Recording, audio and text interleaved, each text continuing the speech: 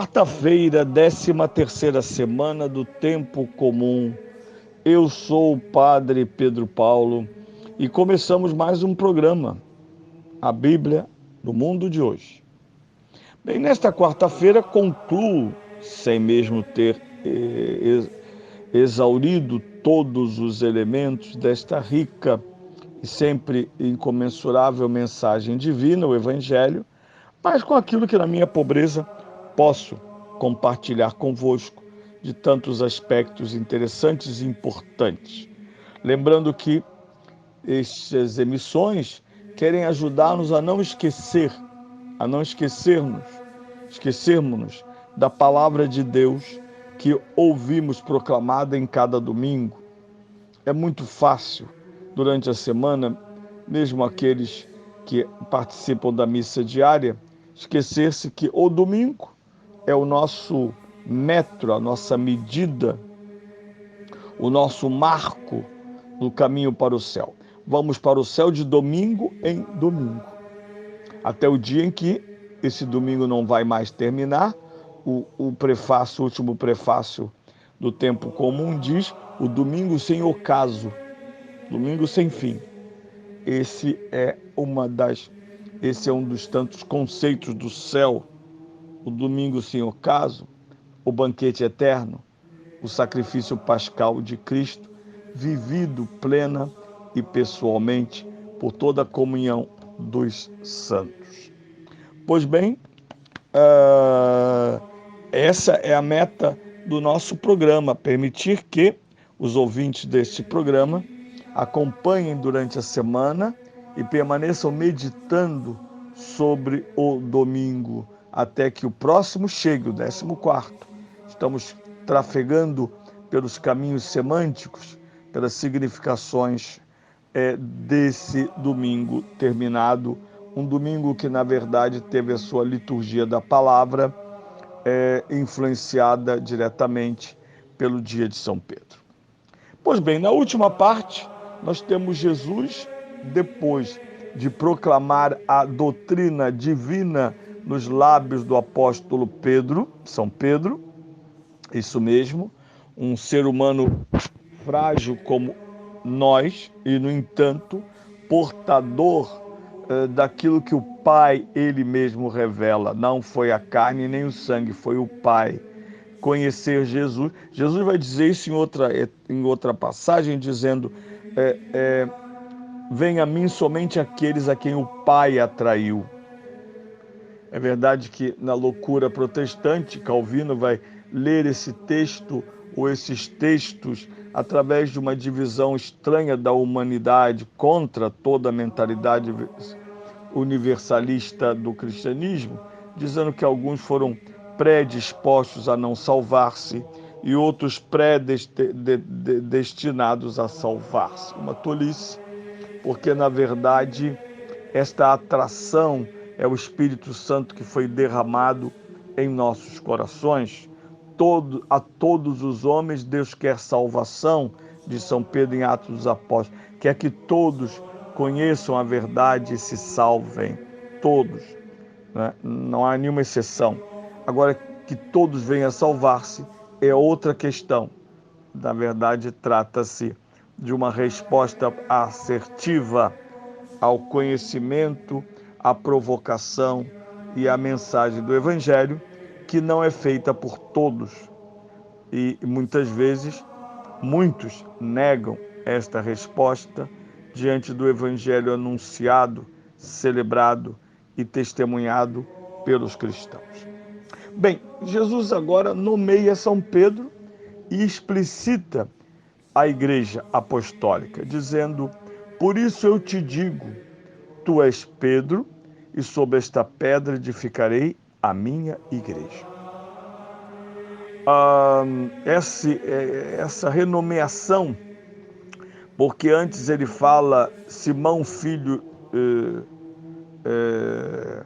de Jonas, Simão agora é Pedro, assim ele será conhecido, será o seu nome apostólico, assim como Abrão se torna Abraão, assim como Jacó se torna Israel, Assim, Simão se torna Pedro. Deixa de ser o pescador da Galileia para ser o primeiro papa, o primeiro pontífice da igreja, confundindo-se com a própria natureza da igreja. Por isso, quem está longe de Pedro está longe da natureza da igreja apostólica. Não podemos ser igreja de Cristo sem considerarmos fielmente esta nomeação, este mandato, essa investidura. Tu és Pedro. Santo Agostinho brincava com a palavra Pedro e pedra, que estão relacionadas no termo Pedro. E o próprio Jesus, na verdade, está jogando com esses dois significados, um homem e uma pedra. É bem verdade que a pedra nem sempre é coisa boa. O nosso poeta mineiro, que cresceu como poeta e consagrou-se aqui no Rio de Janeiro, dizia um dos seus mais populares poemas: no meu caminho há uma pedra no meu caminho. Pedro não é pedra no caminho da igreja, Pedro é pedra que fundamenta a igreja, pela qual, e aqui a palavra pedra é importante, refere-se ao que o Salmo diz, a pedra angular, que é Cristo, é visível na pedra petrina. A pedra angular é sempre Cristo, sem a qual a igreja não teria suporte divino para atravessar mares bravios até chegar ao juízo final. Não teríamos essa categoria sem que a pedra fosse o próprio Cristo. No entanto, a partir da ascensão, quando olhamos para o Cristo, vemos a igreja, ela é o rosto de Cristo. Ela traz as palavras eficazes de Cristo, os 7 sacramentos. Ela prolonga a ação de Cristo, a caridade é a ação de Cristo. São Paulo diz: sois o bom odor de Cristo aos cristãos, aos batizados, aos crismados, já que o óleo do crisma é perfumado. Todos os que são crismados, cristãos, trazem consigo, nas palavras e ações e, sobretudo, no martírio, o bom odor de Cristo. Pois São Pedro é o primeiro a trazer esta marca da pedra angular.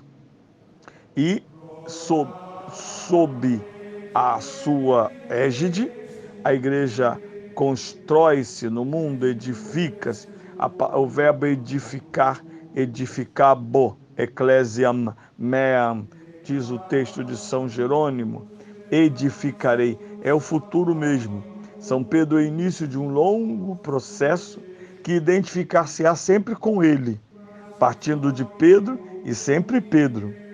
Na longa, quase 270 papas passaram pelo trono de Pedro desde o primeiro século cristão, diferentes, mais santos, mais eruditos, menos eruditos, longevos, brevíssimos, não interessa. Ao sentar-se autenticamente no trono de Pedro, sobre o túmulo de São Pedro, na colina Vaticano, a igreja prolonga e repete, a igreja renova e estende aquele mandato que o Cristo entrega a São Pedro. Tu és Pedro, e sobre esta pedra edificarei a minha igreja. E de fato, no fim do Evangelho de São João, 3 vezes o Cristo perdoa e consagra São Pedro, purificado pelos 3 termos do amor. Tu me amas, tu me amas, tu me amas. Apacenta as minhas ovelhas. E por fim, uma palavra sobre a igreja, profética e fundamental, sobretudo nas horas em que os mares pelos quais atravessa a igreja são bravios, desafiadores. Os mares da história já naufragaram tantas instituições. Onde está o Império Romano? Onde está Alexandre Magno? Onde está Hitler? Onde estão?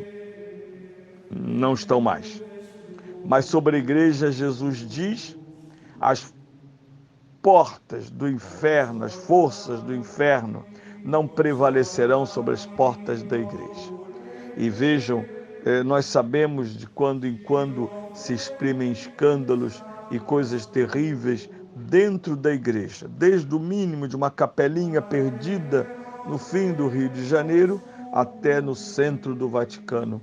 Nenhuma dessas situações é capaz de destruir o elo entre Cristo e São Pedro. E vejam que as forças infernais não são forças humanas com as quais possamos lidar com facilidade e de modo ingênuo. Isso quer dizer, em outras palavras, nada e ninguém pode destruir a igreja fundada sobre a pedra, isto é, São Pedro.